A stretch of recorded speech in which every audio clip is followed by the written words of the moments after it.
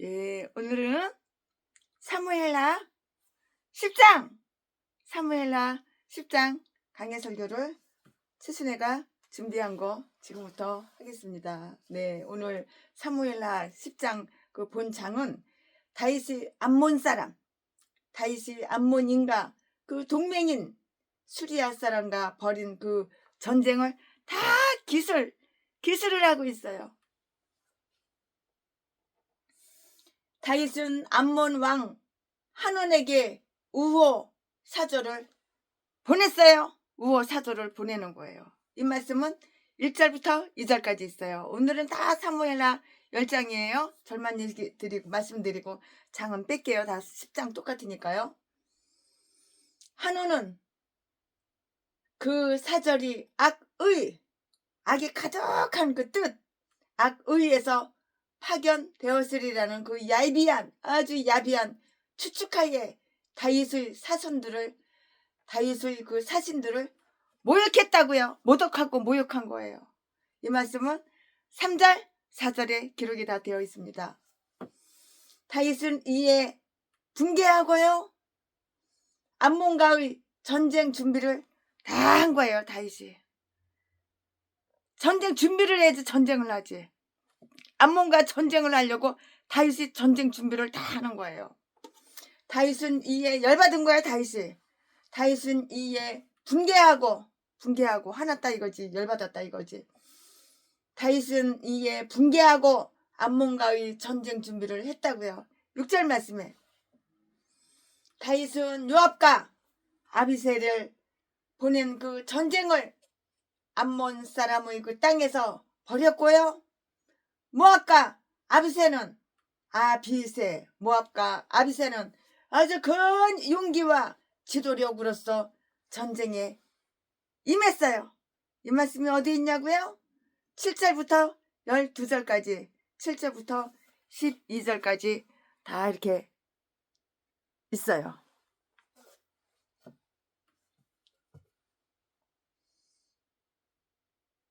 (7절부터 12절까지) 암몬 사람과 그 동맹군 아랍 사람은 전면적으로 패주했어요.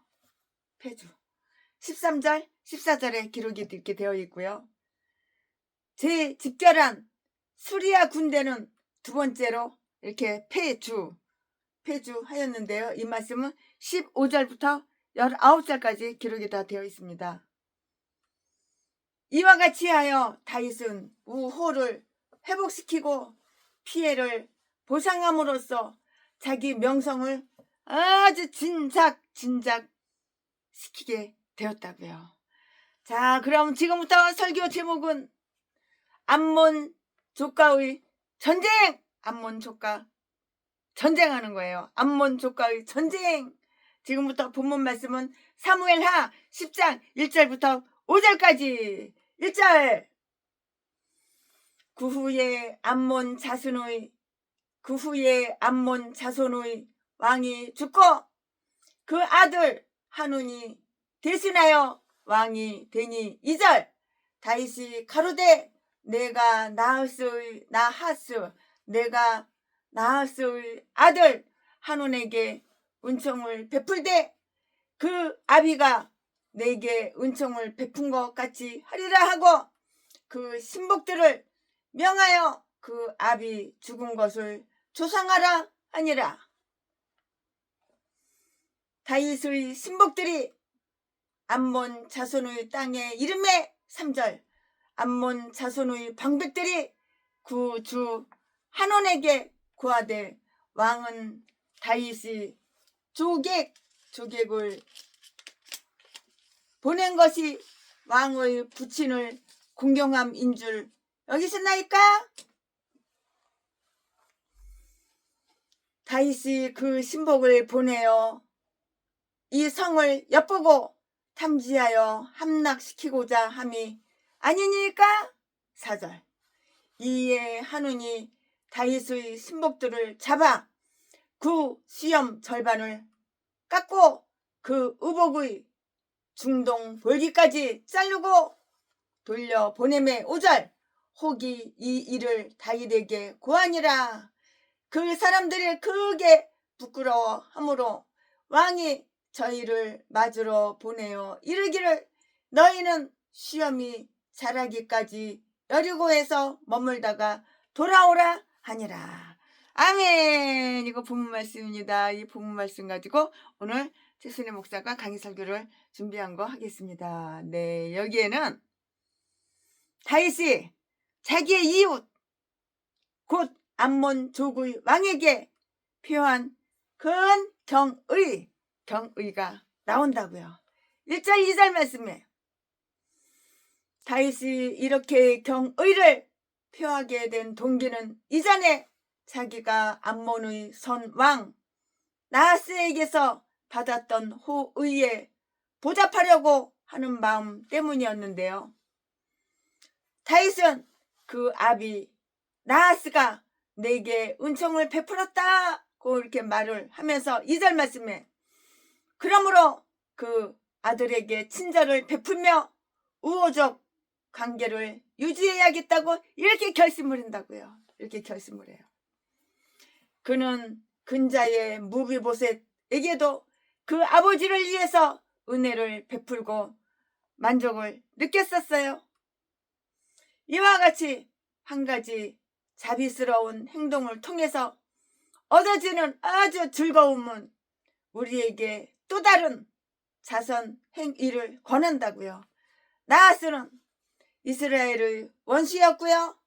잔인한 대적이었으면서도 사무엘상 11장 2절 말씀에 다윗에게는 아주 친절하게 대했죠. 친절을 베풀었다고요. 이것은 다만 자기와 사이가 나빴던 사울에게 대항하기 위해서였을 것인데요. 강의 설교 준비하다 보니까는 그렇게 생각이 들어요. 그렇게 이랬을 것이다. 이렇게 이것은 다만 자기와 사이가 나빴던 사울에게 대항하기 위해서였을 것이다. 이런 생각이 들어요. 앞에 문장 뒤에 문장 성경을 읽어봤을 때 다윗은 그의 호의를 받으면서도 그 원인이나 동기를 엄밀히 분석하고 별로 감사함을 느끼지 않는 인물은 그건 아니었어요. 그건 아니라고요. 그의 호의에서든 악의에서든 자기에게 베푼 친절을 감사히 여기며 그에 보답할 결심을 하고 있는데요.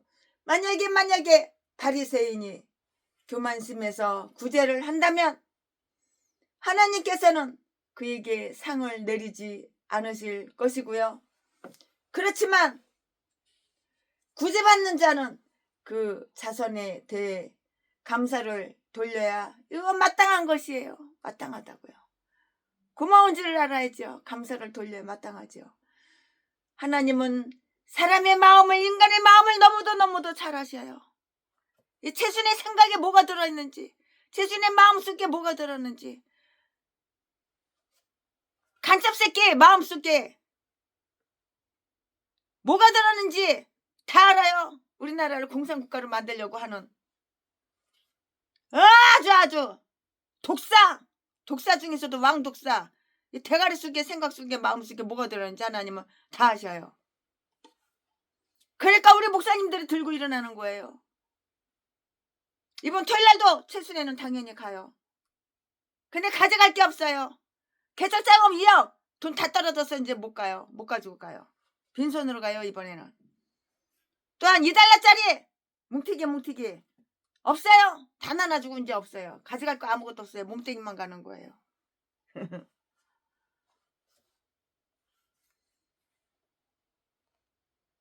하지만 차 타고 가요. 걸어가는 게 아니에요. 그러므로 그 아들에게 친절을 베풀며 우호적 관계를 유지해야겠다고 이렇게 결심하는데요. 그는 근자의 무비보셋에게도 그 아버지를 위해서 은혜를 베풀고 만족을 느꼈었고요. 이와 같이 한 가지 자비스러운 행동을 통해서 얻어지는 즐거움은 우리에게 또 다른 자선 행위를 권하는 거예요. 자선 행위를 권하는 것이라고요.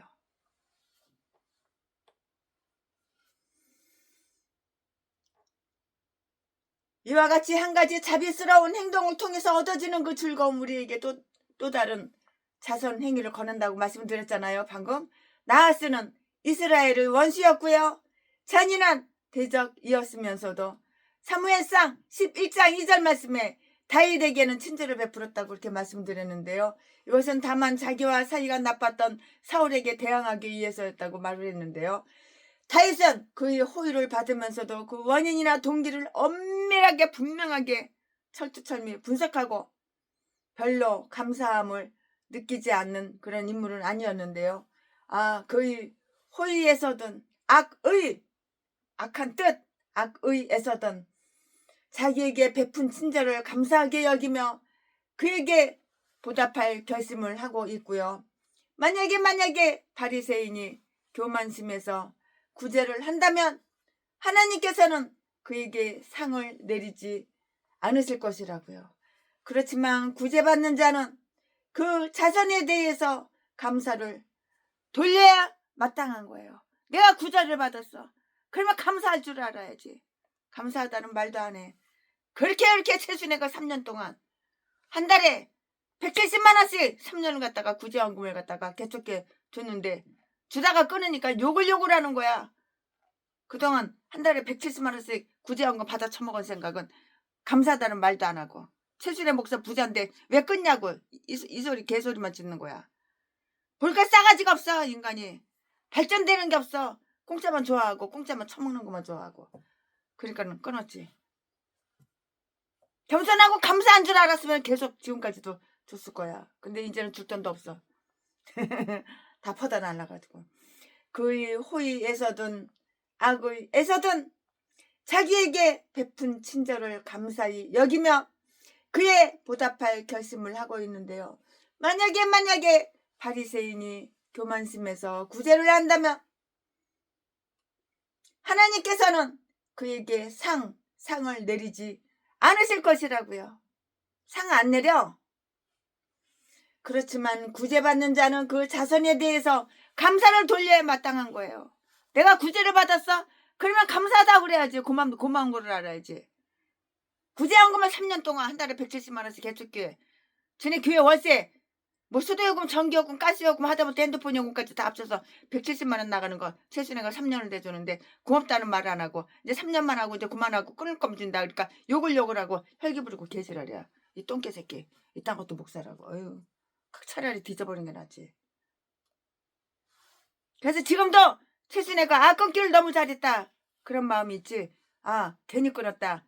더 드릴 걸. 그런 마음 전혀 없어. 고마운 걸 알아야지. 인간이 싸가지가 없어. 최순애 목사님 고맙습니다. 감사합니다. 그 말 듣고 싶어서 그런 게 아니야. 그 인간이 인격이 더러운 인간. 딴 것도 목사라고. 그의 호의에서든 악의에서든 자기에게 베푼 친절을 감사히 여기며 그에 보답할 결심을 하고 있는데요. 만약에 바리새인이 교만심에서 구제를 한다면 하나님께서는 그에게 상을 내리지 않으실 것인데요. 그렇지만 구제받는 자는 그 자선에 대해서 아이고 감사합니다. 너무 고마워요. 저 같은 인간 뭐라고. 이게 별 볼 일 없는 인간 뭐라고 이렇게 구제를 해주시니 너무 고마워요. 그러지는 못할 망정 3년 동안 받아 처먹었는데 170만 원씩 끊었다고 개지랄. 성질을 내고 혈기를 내고 개지랄이야. 그렇지만 구제받는 자는 그 자선에 대해 감사를 들어야 마땅한 거예요. 하나님은 인간의 마음을 아신다고요. 그러나 우리는 그렇지 못해요. 인간의 마음을 확실하게 알지 못해요. 지금은 최순애가 분별력이 있어서 인간의 마음을 좀 알지만 옛날에는 분별력이 없어서 목사님은 그러면 무조건 천사인 줄 알았어. 참. 그래가지고 그렇게 사기를 많이 당한 거야. 상호 동맹 관계에 있는 통치자들 사이에 흔히 있듯 다윗의 경의를 표한 구체적인 그 사례는 암몬 왕의 서거를 문상하는 조이 사절의 파견으로 이렇게 다 나타났어요. 다윗이 그 아버지 죽은 것을 조상하라 아니라 네, 다윗은 그를 위로하러 그 신복을 보냈다고요. 부모님을 여인, 자녀들로서는 부모님의 그 친지들이, 친지들이 곧 자기들의 친지이며 그들이 자기들과의 그 교분을 유지하려고 한다는 것을 깨닫게 되면은 여간 그 위로가 되지가 않는데요. 또한 아주 슬픈 일을 당한 자로서는 자기들과 함께 슬퍼하고요. 자기들의 손실을 알아주고요. 자기들의 슬픔을 함께 나누는 자들이 있다는 것을 깨닫게 될 때 큰 위안을 얻는 것이에요. 고인의 기억을 존중하고요. 추모하는 자들로서는 자기들과 마찬가지로 고인의 기억을 존중하는 자들이 있고요. 자기들이 아주 소중히 여기던 자를 그들도 소중히 여긴다는 그 사실을 발견할 때 얼마나 위로가 되겠어요. 엄청나게 위로가 되겠죠. 암몬 왕 한우는 다윗의 사신들에게 수치를 입힘으로써 다윗을 크게 모욕을 했다고요. 한운이 자기 방백들의 간사한 의견에 귀를 기울였는데요. 그 대신들은 다윗의 사신들이 조문한다는 그 미명하에 정탐하기 위하여 파견된 것이라고 교묘하게 이렇게 교묘하게 이렇게 말을 했다고요. 3절 말씀에. 거짓된 인간은 곧잘 다른 사람도 자기들처럼 거짓으로 이렇게 생각을 하는 거예요. 거짓말 잘하는 인간은 내가 거짓말 잘하니까 그 상대방도 거짓말 잘하는 줄 알아. 도둑질하고 강도질하고 전라도 제비목사 새끼는 자지 팔아서 처먹고 사는 제비목사 새끼는 지가 하니까 다른 사람도 그런 줄 알아. 그러니까 그런 인간하고 상종을 하지 말아야 돼. 인간 껍데기만 보고 키 크고 잘생겼네 멋있네 목사님이네 그리고 그냥 마음 주고 생각을 주고 재산 주고 돈 주고 시간 주고 그랬다가 인생 좆되는 거야. 그 인생 좆된 여자가 바로 채순애야. 채순애. 그때만 해도 몰라서 너무 순수해가지고 너무 믿었기 때문에. 지금은 안 그래요. 그게 바로 수업료잖아요. 수업료. 지금은 많이 바뀌었어요. 지금 하도 당하다 보니까는 이제는 웬만한 거 그냥 눈썹 하나 까딱도 안 해요. 암몬 왕 한온은 다윗의 사신들에게 수치를 입힘으로써 다윗을 크게 모욕을 했다고요. 한온이 자기 방백들의 간사한 의견에 귀를 기울였어요. 누가? 한온이요. 그의 대신들은 다윗의 사신들이 주문한다는 그 미명하에 정탐하기 위해서 파견된 것이라고 교묘하게 말 갖다가 이렇게 그냥 바꿔가지고 그냥 꼭 제맹이 새끼처럼 찌째명처럼 꼭 아주 교묘하게 그냥 아주 그냥 그렇게 말을 갖다가 교묘하게 이렇게 말을 한다고요. 3절 말씀에 거짓된 인간은 곧잘 다른 사람도 자기들처럼 거짓된 것으로 이렇게 생각을 하고요. 그리고 자기가 이웃에게 악의 약한 뜻을 품고 있는 자들은 자기 이웃이 자기들에게 호의를 품고 있다는 것을 한사코 믿지 않으려고만 한다고요. 지가 하니까 남들도 그러는 줄 알아. 지가 하니까 다른 사람들도 그런 줄 알아. 참. 그 인간이 어떤 인간인지 알아보려면 최소한 6개월에서 1년은 지켜보고 관찰해보고 그래야지 그 인간이 아는 거야. 알아주는 거야. 하루 이틀 봐가지고 얼굴 딱 한 번 봐가지고 알아? 모르지. 그런데 최순애가 1년에 한 번이라도 뵌 분만 개척자금 2억 드린다니까. 내 쌍판대기 한번 최순애한테 보여줄게. 2억 놔줘라. 네 주소 가르쳐줘라. 내가 당장 찾아갈게. 그럼 개종자들이 수십 명이야. 수십 마리야. 아유, 그런 똥개들이 많아. 한온이 자기 백성들이 간사한 의견에 귀를 기울였다고요. 이제 단 하나 주고 이제 아무것도 없어. 그의 대신들은 다윗의 사신들이 조문한다는 미명하에 정탐하기 위하여 파견된 것이라고 교묘하게 이렇게 말을 했잖아요. 3절에 거짓된 인간은 곧잘 남도 다른 사람도 자기들처럼 거짓된 것으로 이렇게 생각을 하고요. 그리고 자기가 이웃에게 악한 뜻을 품고 있는 자들은 자기 이웃이 자기들에게 호의를 품고 있다는 것을 한사코 안 믿어 믿지 않는다고요. 믿지 않으려고만 한다고요. 그들이 만약에 자기들이 한 차례 안갚음을 하기 위해서 시치미를 뚝 떼고 있을 수 있다는 것을 의식하지만 않았다면 이와 같이 다윗이 위장된 정탐꾼을 보낸다고 생각하지도 않았을 것이에요. 근거 없는 의심은 악한 심사를 입증하는 거예요. 근거가 없는 의심은. 최순애는 남의 말을 너무 잘 믿어가지고 엄청나게 많이 당했어. 근데 그러나 요즘은 남의 말을 안 믿어. 하나도 안 믿어. 내가 눈으로 보고 확인하고 그러고 나서 믿지. 그 이전에는 절대 안 믿어. 너무 많이 당하니까. 뭐 한두 번 당했어야지. 그러니까 이제는 안 믿어. 내가 눈으로 보고 확인하고 관찰하고 최하 6개월에서 1년은 관찰해보고 야, 이 인간이 어떤 인간이라는 걸 알고 그리고 그때는 믿죠. 이와 같이 다윗이 위장된 정탐꾼을 보낸다고 생각하지도 않았을 것인데요. 근거 없는 의심은 악한 심사를 입증한다고요. 자기 자신 이외에는 아무도 사랑하지 않는 자들에게는 을에 곡해 되기 마련이라고요. 사랑하는 건 지 몸뚱이 하나밖에 없어. 지 자신은 노력해도 사랑해. 하나님 사랑 안 해. 말씀 사랑 안 해. 그러니까 개목사지. 사랑하는 거 자기 고깃덩어리 캐랑 두리는 거 그거 하나 사랑해. 그러니까 사기쳐가지고 두 눈구녕에 남의 돈 쭉 뽑아가지고 돈은 물 쓰듯이 쓰는 거야. 자신의 만족을 위해서. 아무리 호의로 하는 짓이라도 오해될 수가 있고요. 특히 자기 자신 외에는 아무도 다른 사람을 사랑하지 않는 자들에게는 을의 곡해가 되기 마련이라고요. 이거 똥대가리고 이거 미련한 거야. 다른 사람을 사랑해야지. 너가 너만 사랑해?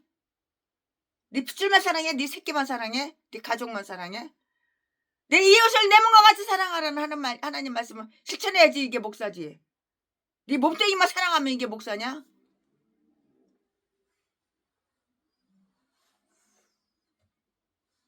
자기 자신 이외에는 아무도 사랑하지 않는 자들에게는 을에 곡해 되기 마련이라고요. 이 부분을 다 이렇게 알 수가 있는데요. 명예와 덕이 극히 지극히 높은 사람들은 설사 이와 같이 이렇게 잘못된 소리를 듣더라도 이상하게 생각해서는 안 되는 거예요.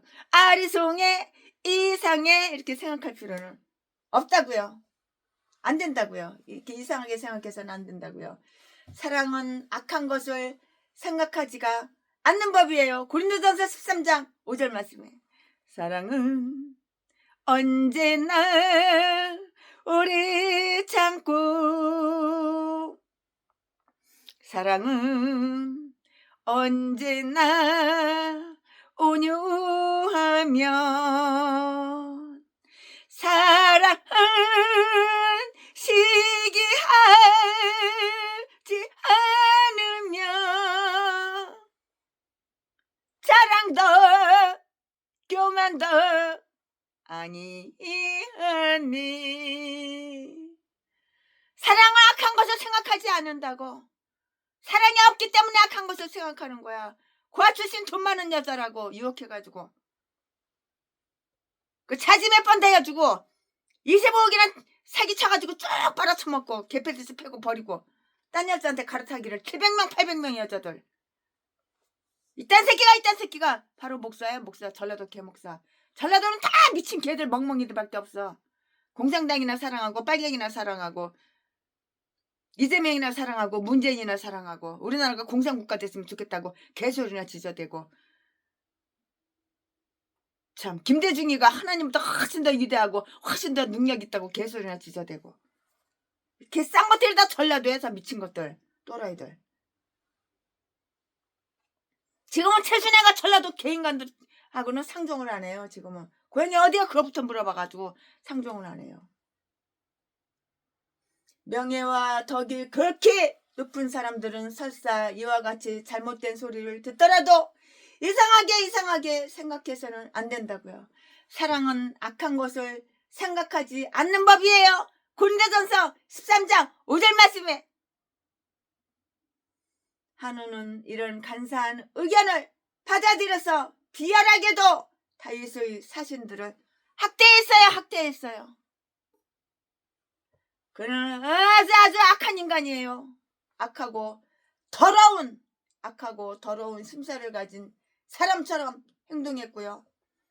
그런 것은 왕관 쓴 자보다 차라리 깡통을 차고 하수도나 뒤지는 자에게 딱 어울리는 거야. 똥툭하니나 뒤져. 제레시 똥툭한 속에 폭 빠져가지고 거기서 수영이나 해. 이딴 쓰레기들이야. 미친 개들. 깡통 차고 하수도나 뒤지는 자에게 딱 어울리는 거라고. 더러운 것들. 이렇게 싼 것들이 다 전라도야. 전라도는 이런 미친 개들밖에 없어. 악마 악질 독사. 아가리만 보이면 사기치고 거짓말하고 좋아하고 사랑하는 건 남의 돈 뺏어가지고 지가 누리려고. 설사 다윗의 사신들이 악한 목적으로 왔을 것이라고 이렇게 의심을 할 만한 이유가 있었다고 하더라도 이렇게 눈치채지를 않고요. 가급적이면 아주 빨리 물러가도록 아주 지혜롭게 조처할 수도 있었을 것인데요. 그러나 그는 명백하게 다윗과 이스라엘 나라에 대한 그 혐오감에서 사신들에게 최대의 모욕을 가했을 따름이라고요. 자, 사신들은 그 나라에서 존귀한 자들이었어요. 더욱이 그들은 자기 나라와 자기들의 군주를 대표하는 자들이었고요. 그들의 명예는 특별히 국제법의 보호 아래 있었고요. 그들은 암몬 사람들을 믿고요, 신뢰하고요, 비무장으로 왔다고요. 그럼에도 한우는 그들을 마치 불황자나 악한처럼 다루었고요. 더욱이 그 시험 절반을 깎고요. 그 의복의 중동 볼기까지 잘랐다고요.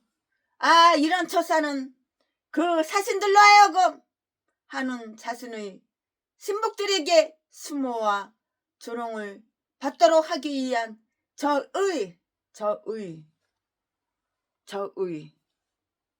저의에서 나온 것이라고요. 저의란 말 다 알죠? 즉 자기 신복들이 다윗의 사신들을 희롱하여 그 사신들을 볼품없이 보이도록 하기 위해서였다고요. 궁댕이 볼기짝 다 나와봐. 얼마나 쪽팔려. 얼마나 볼품없어. 다윗은 이런 학대를 받은 자기 신복들에 대해서 따뜻한 관심을 표명했고요. 그는 그들을 맞으러 사람을 보내서 자기가 그들의 수모에 얼마나 관심을 갖고 있으며 되도록 빨리 그 일을 복수하려고 한다는 것을 다 가르쳐줬어요. 다 알려줬다고. 다 가르쳐줬다고요. 그는 또 그들에게 여리고에서 체류하라고 이렇게 지시를 했는데요. 여리고에서 체류하라고 이렇게 지시를 했다고요. 여리고는 뭐야? 은밀한 곳이야. 은밀한 곳. 최순애도 전쟁이 일어나면은 최순애 지인들, 최순애 성도님들, 우리 사랑하는 목사님들, 사랑하는 우리 집사님들, 우리 가족들 3,000명 모시고 가서 있으려고 여주에다가 땅을 이만평 사놨다고. 거기는 전기도 안 들어오고 수도도 안 들어오는 데인데 우물 파놓고 지금은 전기 들어오게 해놨지만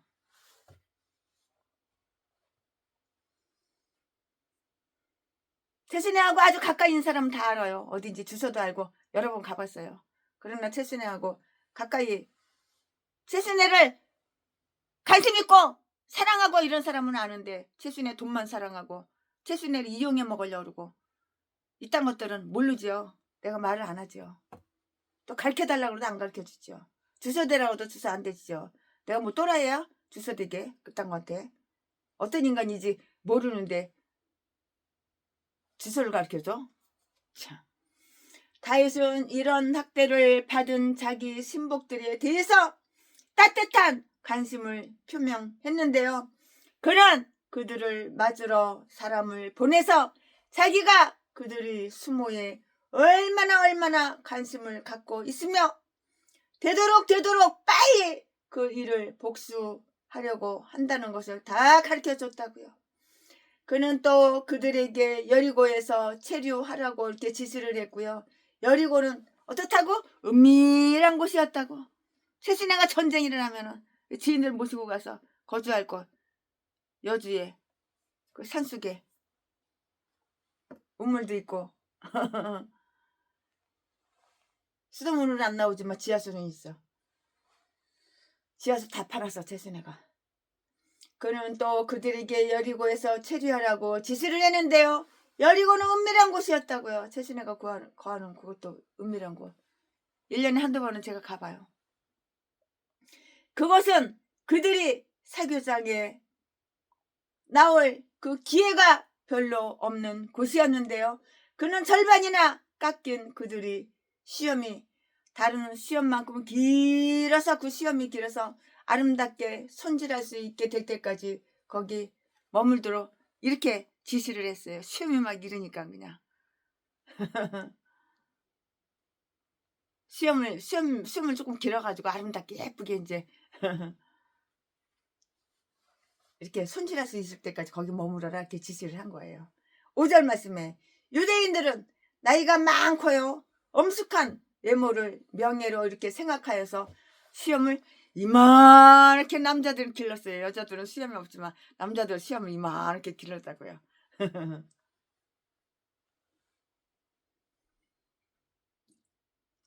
그러므로 신분과 지위가 높은 사람들이 자기 이웃과 다른 모습으로 동청한다는 것은 어울리지 않는 일이었는데요. 잘린 의복을 벗어버리고 다른 의복을 갈아입으면 되었지만 깎인 시험은 그렇게 빨리 복구할 수가 없었던 것이라고요. 그러나 시간이 흐르면 이 시험도 다시 자라날 것이고요. 모든 것이 정상으로 돌아올 것인데요. 그러므로 우리는 억울한 수모에 너무 가슴 아파하지 않는 방법을 터득해야 한다고요. 시간이 지나면 그런 수모도 그냥 저절로 달아 없어질 것이고요. 오히려 그런 부당한 수치를 만들어낸 그 장본인에게 오히려 그 장본인에게 되돌아간다고. 손상받은 명예는 깎인 시험이 잠시 후 다시 자라나듯이 곧 회복될 것인데요.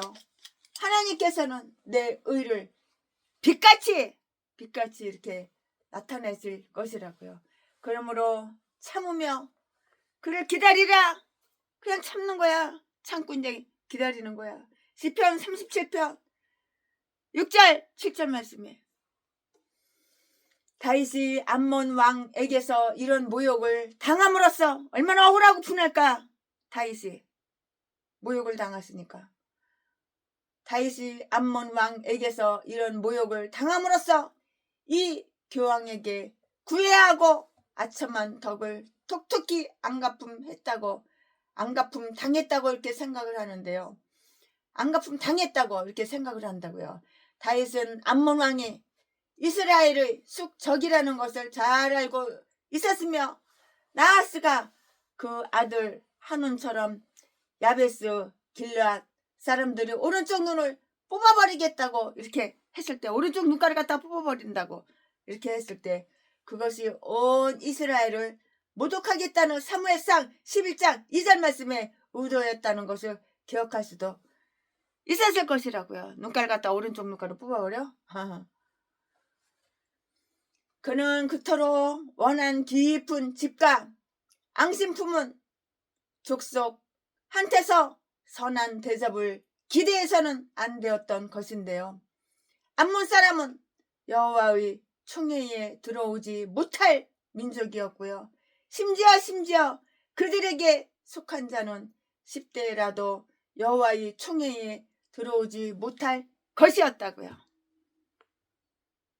신명기 23장 3절 말씀에 그들은 이스라엘이 관계를 맺어서는 안 될 그런 민족이었다고요.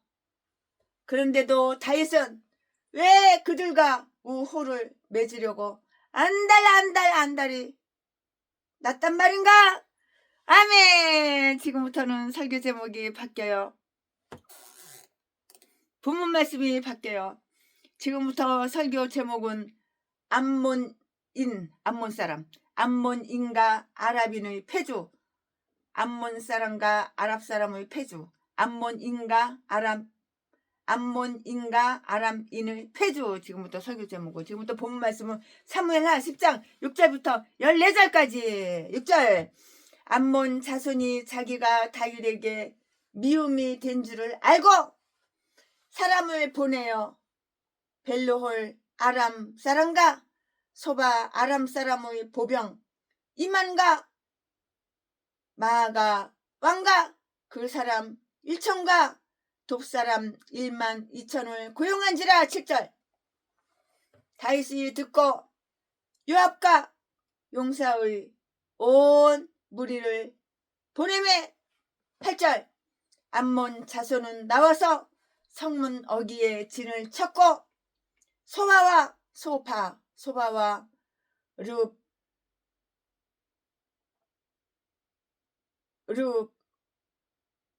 아람 사람과 돕과 미아가 사람들을 따로 들에 있더라. 9절. 요압이 앞뒤에 친 적진을 보고 이스라엘의 뺀 자 중에서 또 빼서 아람 사람을 대하여 진치고. 10절. 그 남은 무리는 그 아우 아비새의 수하에 붙여 암몬 자손을 대하여 진치게 하고. 11절. 가로되 만일 아람 사람이 나보다 강하면 내가 나를 돕고 진치게 하고. 11절 11절. 가로되 만일 아람 사람이 나보다 강하면 내가 나를 돕고 만일 암몬 사람이 너보다 강하면 내가 가서 너를 도우리라. 12절 12. 너는 담대하라. 우리가 우리 백성과 우리 하나님의 성읍들을 위하여 담대히 하자. 여호와께서 선히 시키시는 대로 행하시기를 원하노라. 그 앞에서 도망하고 암몬 자손은 아람 사람의 도망함을 보고 저희도 아비새 앞에서 도망하여 성으로 들어간지라. 요압이 암몬 자손을 떠나 예루살렘으로 돌아오니라.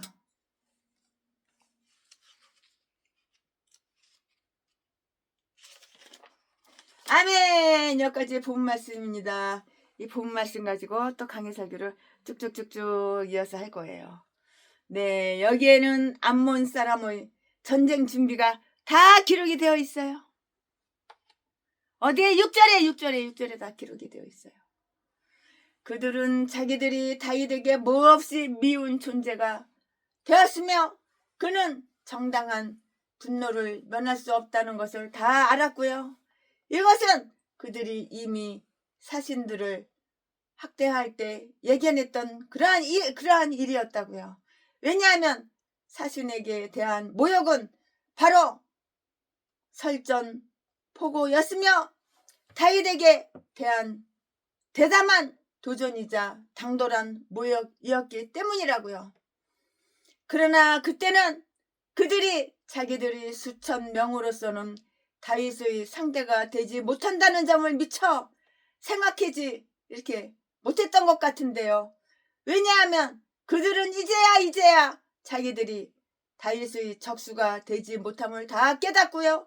아주 부득불 외국 용병을 들여오기 때문이라고요. 이와 같이 죄인은 아주 무엄하게도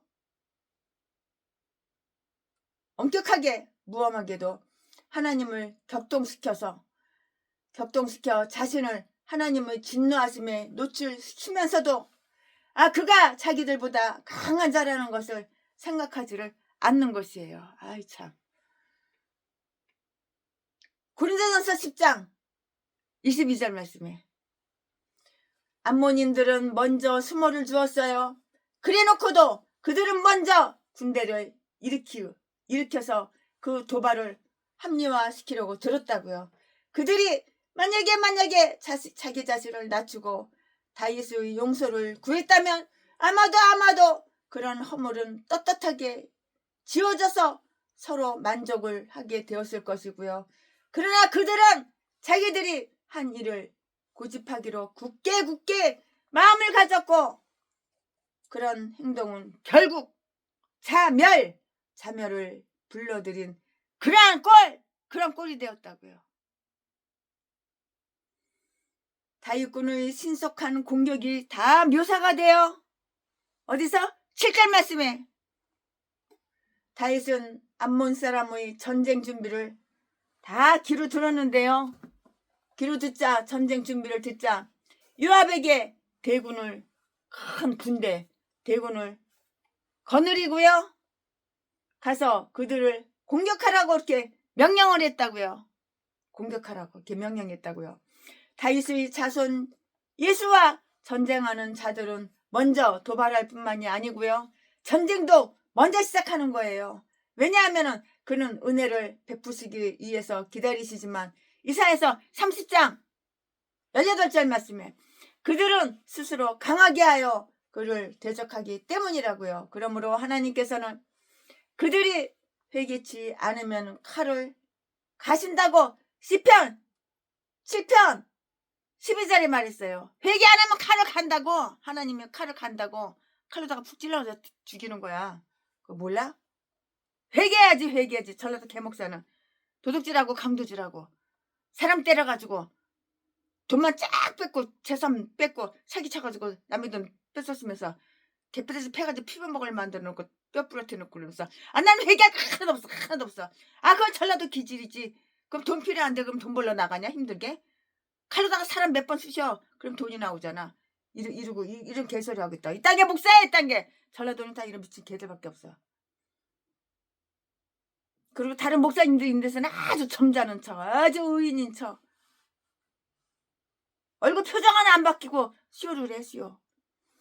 다윗군의 신속한 공격이 묘사가 되는데요. 7절에 다윗은 암몬 사람의 전쟁 준비를 듣자 요압에게 대군을 거느리고 가서 그들을 공격하라고 이렇게 명령을 했다고요. 다윗의 자손 예수와 전쟁하는 자들은 먼저 도발할 뿐만이 아니라 전쟁도 먼저 시작한다고요.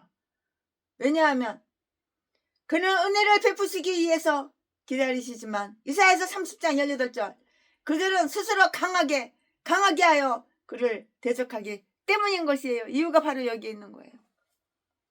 강해야지 대적을 하죠. 약해 빠져가지고 대적하겠어요? 세상이 어떤 세상인데 약해가지고 어떻게 살아요? 비실비실해가지고 어떻게 살아? 그러므로 하나님께서는 그들이 회개치 않으면 칼을 가신다고요. 시편 12절 칼을 왜 갈까? 찔러서 죽이려고 가는 거지 뭐 괜히 폼으로 가는 줄 알아? 하나님의 칼을? 할 일 없어서 하나님의 칼을 갖다가 그냥 폼으로 갈고 있는 줄 알아? 회개 안 하니까 칼로 찔러서 죽이는 거지. 그래서 가는 거지. 하나님께서는 자기의 진노를 무시하는 자들을 치러 보내실 군대가 있다고요. 이사야서 5장 19절 그들은 스스로 강팍히 하여 하나님을 거역함으로 형통한 자는 아무도 없어요. 욥기 9장 4절. 아무도 없다는 것을 깨닫게 될 것이지만 그때는 이미 너무 늦은 거예요.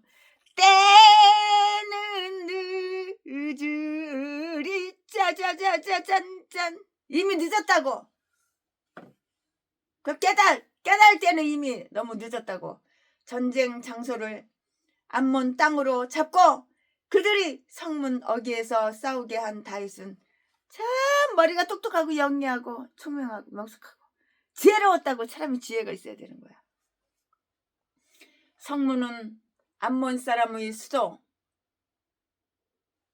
라빠의 성문이거나 아니면 강변을 방어하기 위해서 포진한 메드바 성문, 역대상 19장 7절 이었어요.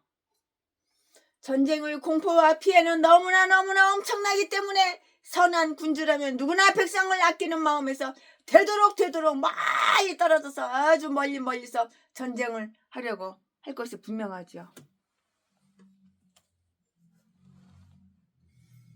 교전 준비는 쌍방이 다 하고 있었어요. 전쟁 한번 일어나면 어마어마한 사람들이 다 희생하고 죽는 거야.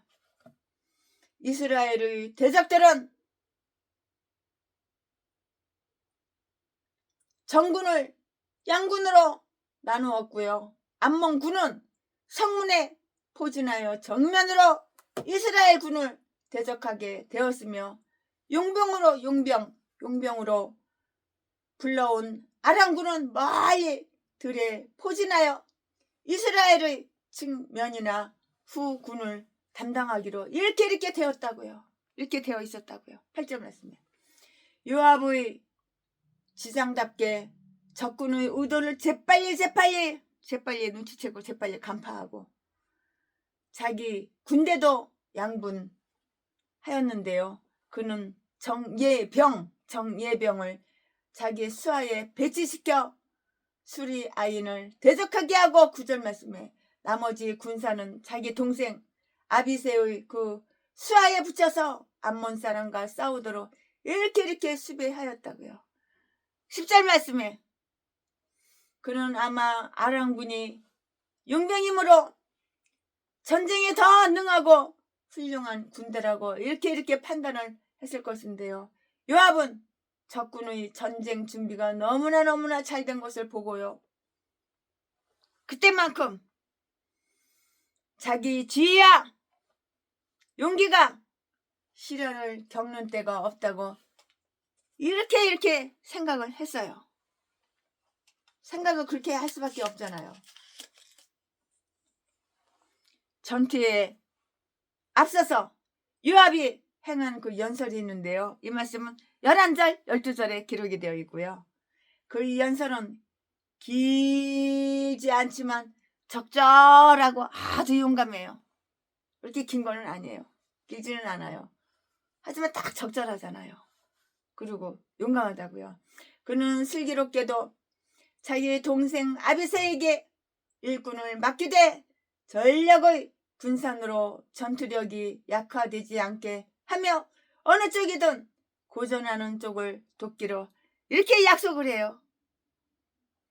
요압은 최악의 경우 곧 그들 중 어느 하나가 패전하는 경우를 예상하고 있다고요.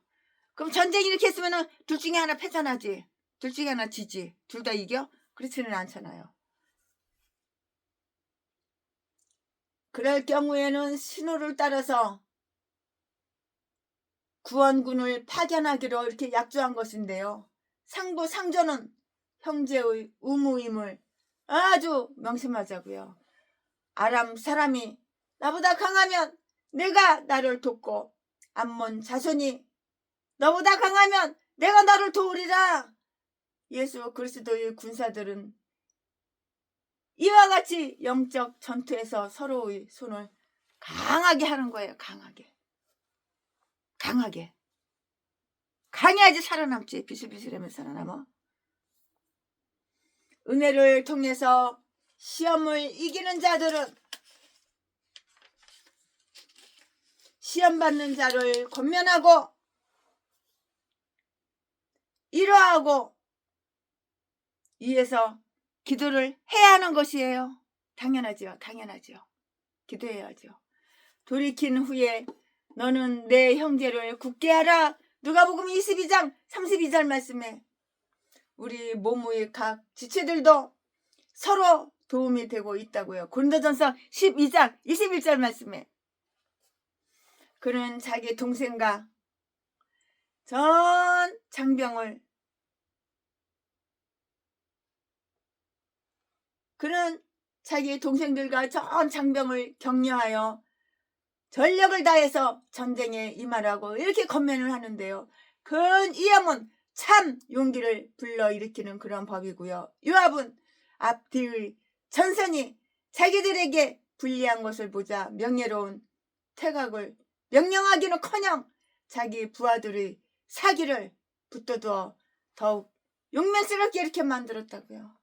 너는 담대하라. 우리가 보수나 승진이나 명예나 성가를 위해서가 아니라 우리 백성과 우리 하나님의 성읍들을 위하여, 즉 일반 대중의 안전과 안녕을 위하여 담대히 하자. 하나님께서는 이런 대중의 안녕에 훨씬 관심을 많이 가지시고 또 그로써 영광을 받으신다고요. 우리는 이스라엘에 대한 사랑의 원리에서 아주 용감하자고요. 그들은 우리 백성이요, 같은 뿌리에서 나온 동포라고요. 같은 뿌리에서 나온 동포.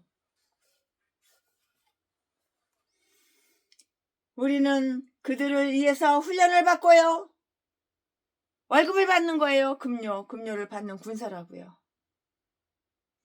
그들이 평화를 누려야 우리도 평안하지요. 그래야지 평안을 누린다고요.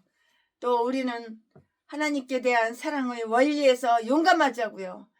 그 성읍들은 하나님의 도시이며 우리가 방어하기 위해서 싸우는 것도 하나님의 성읍들을 위해서이고요. 사람과 물건을 막론하고 하나님과 관계가 있는 것은 우리에게 아주 소중한 것이 되고 우리는 그것에 대한 봉사에 최선을 다해야 한다는 것을 우리는 명심해야 하는 거예요. 알아야죠. 요압은 경건하게도 그 결과를 하나님께 다 맡겨요. 우리는 각자의 입장과 의무를 따라서 제각기 할 바를 다 하고요. 그리고 나서는 여호와께서 자기가 선히 여기시는 대로 행하시게 하자고요. 성패야 어떻게 되든지 간에 우리는 우리에게 부족함이 없게 하자고요. 우리는 하나님의 일을 해야 하는 거예요. 하나님의 일을 해야 하는 거예요. 그러고 나면 우리에게 대해서는 하나님의 뜻대로 될 것이에요. 주님 뜻대로 살기로 했네.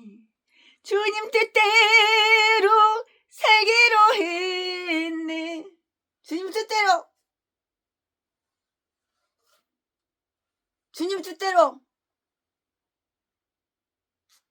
주님 뜻대로 이렇게 해야 되는 거예요. 내 뜻 다 버리고 내 뜻 내려놓고 주님 뜻대로 해야 하는 거예요. 우리는 하나님의 일을 해야 한다고요. 그리고 나면 우리에게 대해서는 하나님의 뜻대로 된다고요. 내 뜻대로 되는 것이 아니라 다 하나님의 뜻대로 된다고요.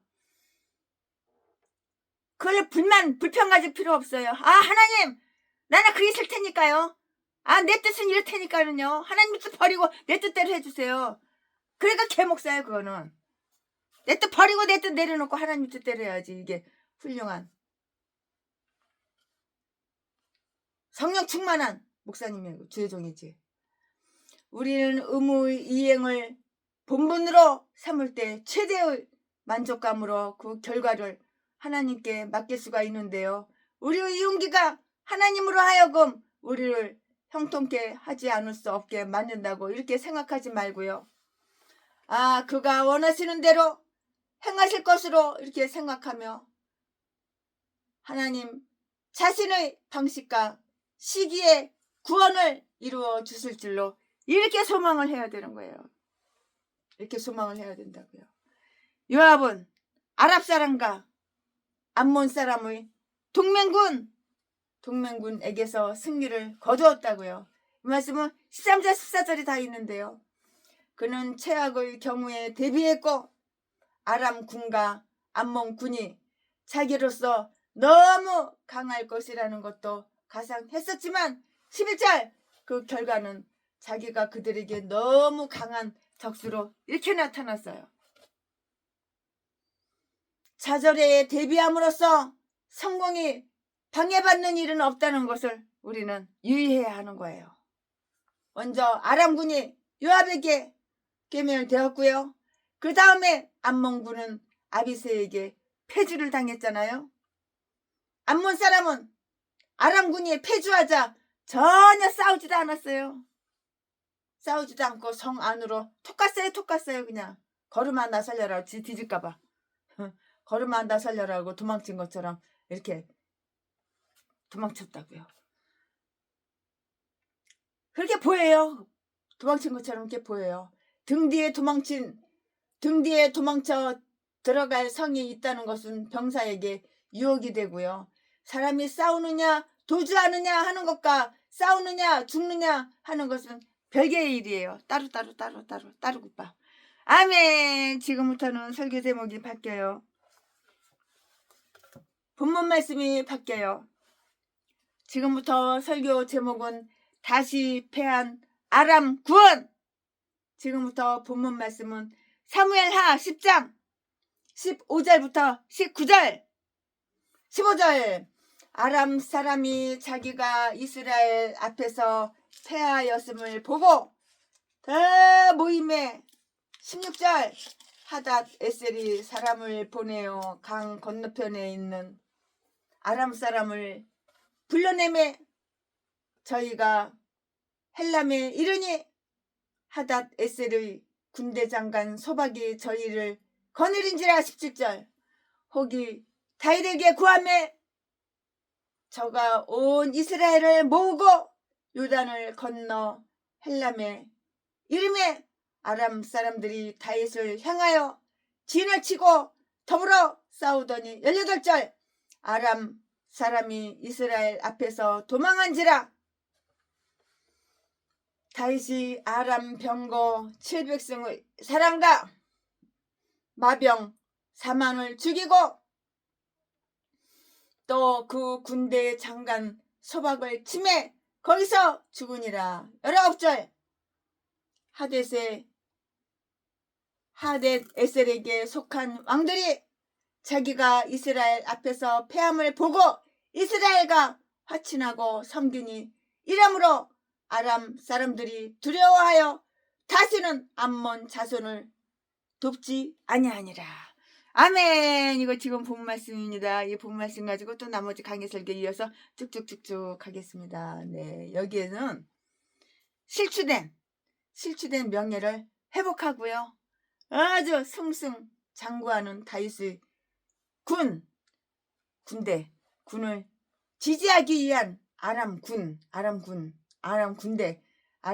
그 새로운 공격이 나오고 있어요. 이제 명예가 실추했으니까 다시 이제 원상복귀해야지. 풍지박살 되었던 세력들이 다시 규합되고 다 모였는데요. 15절에 실패한 것도 그 속에 생명이 남아있는 한 다시 고개를 쳐들게 된다는 것은 매우 암의 생명이 매우 암시적이라고요. 다윗의 아들을 대적하는 원수들도 그렇고요. 마태복음 22장 34절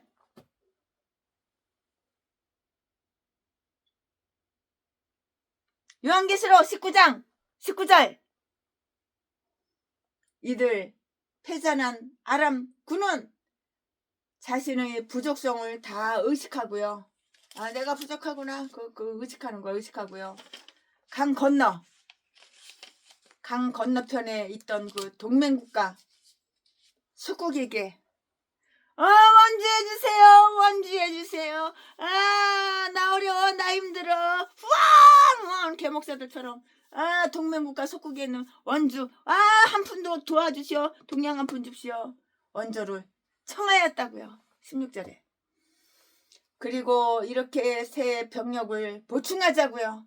그들은 이스라엘과 일전을 벌려 자기들의 패전을 보상하려고 이렇게 하였다고요.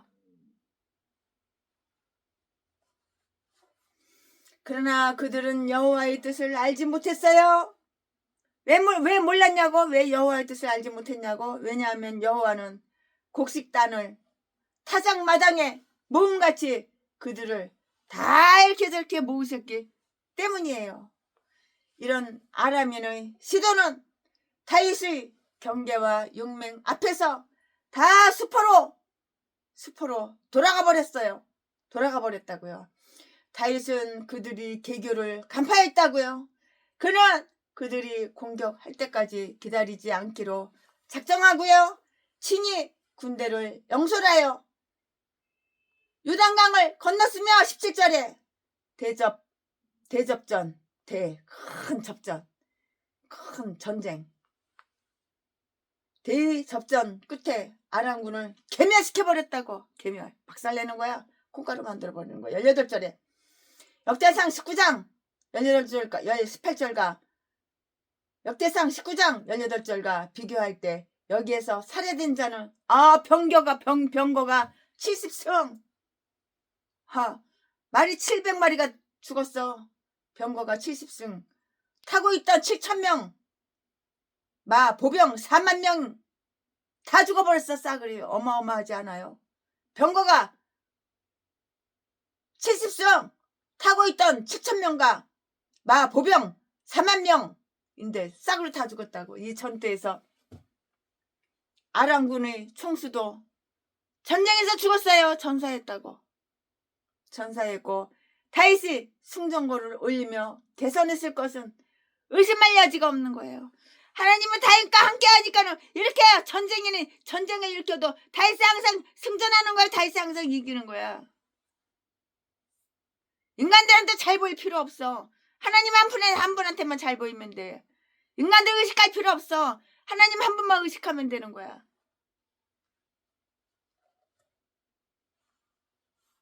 다윗이 승전고를 올렸다고. 이렇게 많이 뒤졌는데 그럼 다윗이 지금 안 이겨? 다윗이 승전고를 안 올리겠어? 다윗이 승전고를 올리며 개선했을 것을 의심할 게 뭐가 있어요? 당연하지. 이렇게 많이 뒤졌는데 상대방이. 아랍인에게 승리한 결과가 서술되고 있는데요. 다윗은 몇몇 조공국을 획득했다고요. 19절에 하닷 에셀에게 속했던 왕들 또는 군소 제후들은 다윗의 막강한 세력을 보게 되자 그와 전쟁할 능력이 자기들에게 없음을 다 깨닫고요.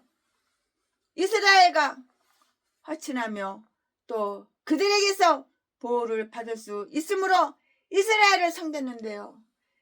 이렇게 하여 아브라함 창세기 15장 18절과 여호수아 1장 4절에게 이렇게 말씀하신 하나님의 약속, 곧 이스라엘의 지경이 이브라데 강까지 확장되리라는 그 약속이 드디어 이루어진 것이라고요. 다 이루어졌죠. 암몬 사람은 자기들의 오랜 맹방을 상실했어요. 다 상실해버렸어.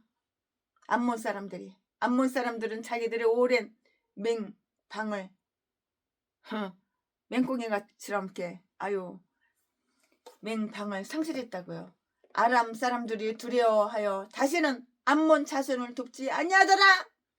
이것은 그들이 불의한 명분이라고 생각했기 때문이 아니라 국제법을 깨뜨리는 범죄는 합리화시킬 수 있으므로 그것이 성공하지 못할 명분인 줄 깨달았기 때문이라고요. 하나님과 대적하는 자들을 돕는다는 것은 위험천만한 일이라고요. 왜냐하면 그들이 넘어질 때는 돕던 자들도 함께 넘어질 것이기 때문이에요. 그들이 넘어지면 돕는 사람도 한꺼번에 도매금으로 넘어지는 거야. 이유가 바로 이것 때문이라고요. 다윗의 아들 다윗의 아들, 다윗의 아들 예수 그리스도께서는,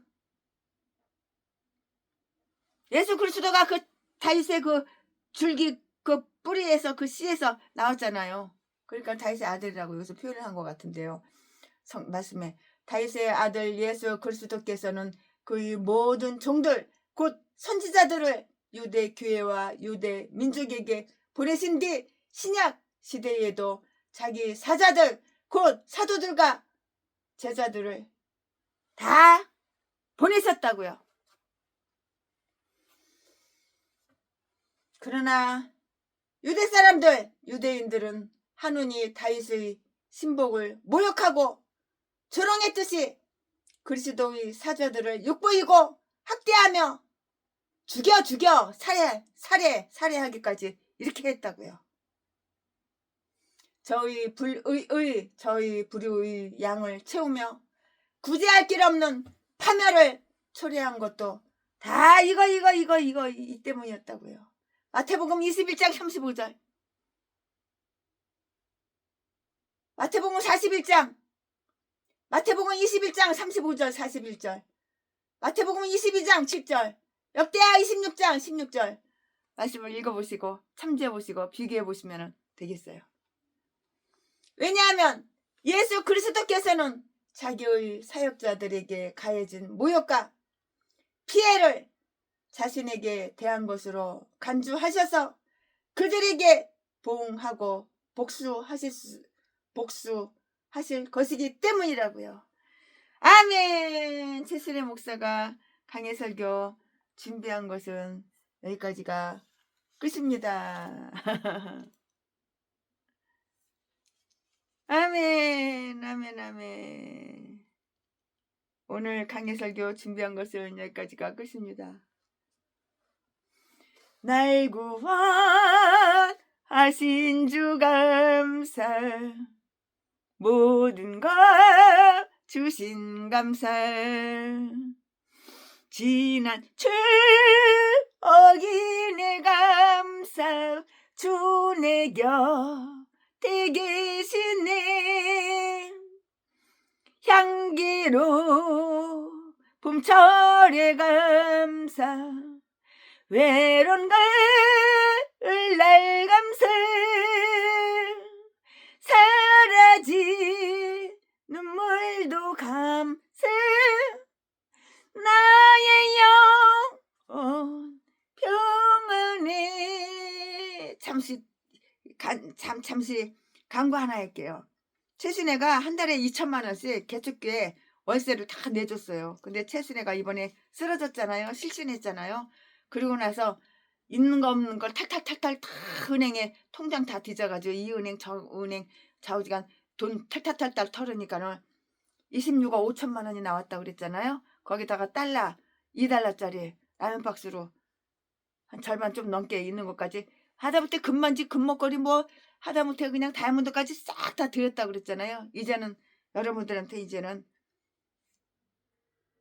다달이 2천만 원이 아니라 200만 원도 못 나가요. 돈 없어요 이제. 최순에 100만 원도 없고 1000만 원도 없고 1억도 없고 아무것도 없어요. 그러니까는 최순애 목사가 지금까지 3년 동안 5년 동안 계속 우리 교회 월세 내줬는데 왜 갑자기 끊지? 그렇게 생각하지 마세요. 사람이 쓰러지고 나니까는 언제 죽을지 몰라요.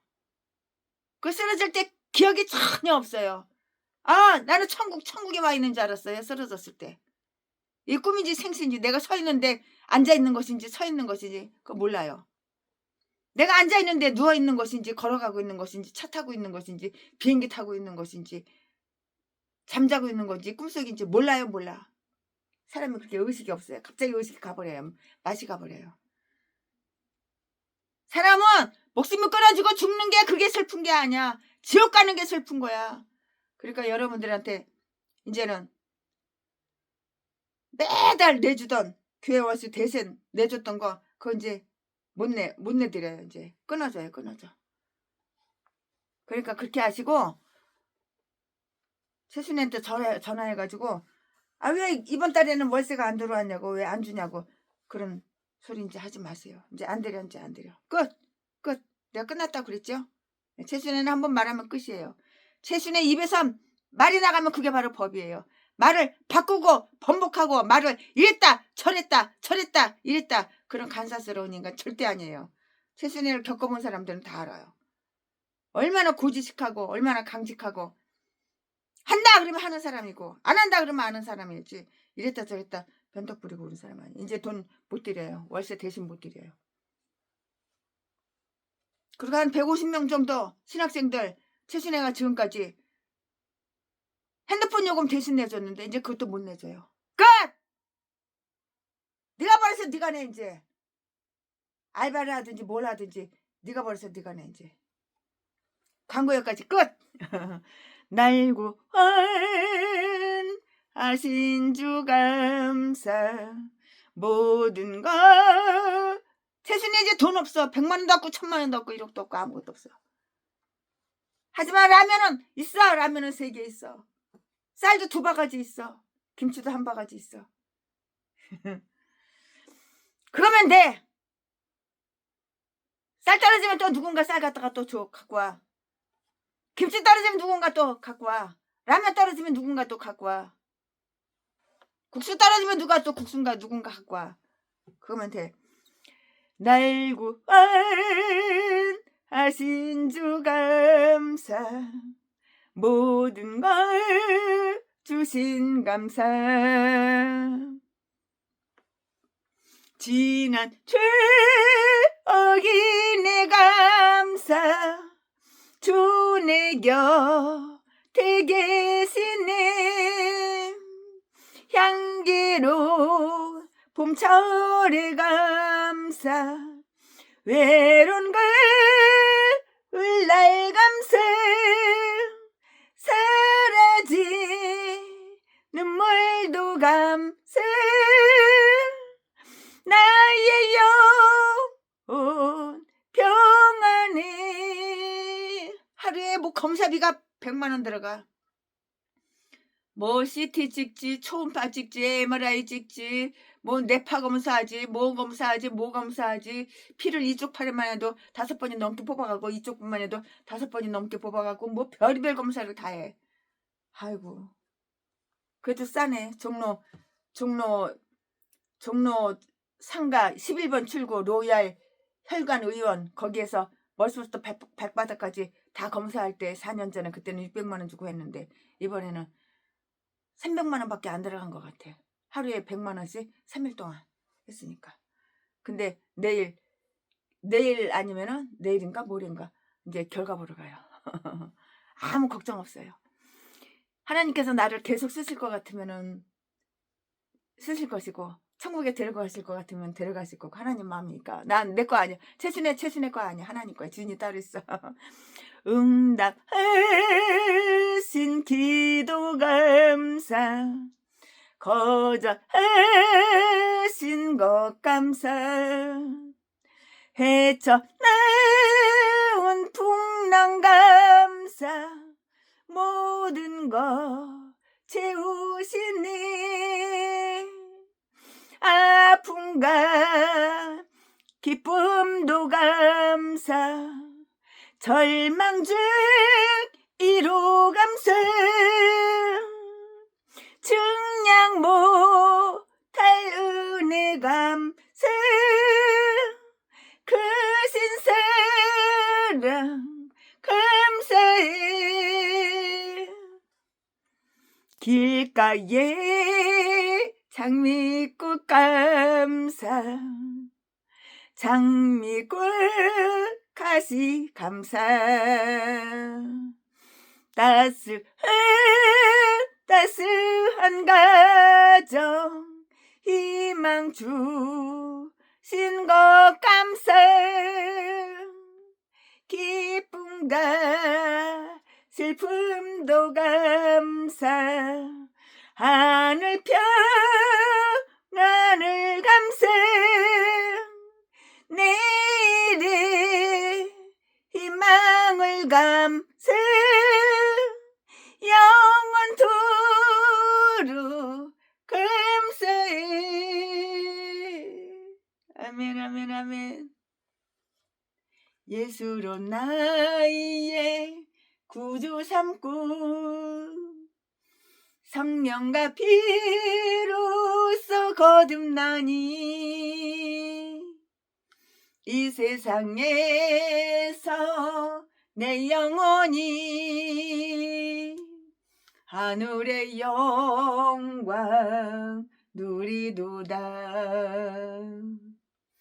이것이 나의 간증이요 이것이 나의 찬송일세. 나 사는 동안 끊임없이 구주를 찬송하리로다. 아멘. 사랑합니다. 최순애 목사가 강해 설교 준비한 것은 여기까지가 끝입니다. 사무엘하 10장 강해 설교 최순애가 준비한 것은 여기까지가 끝입니다. 사랑합니다.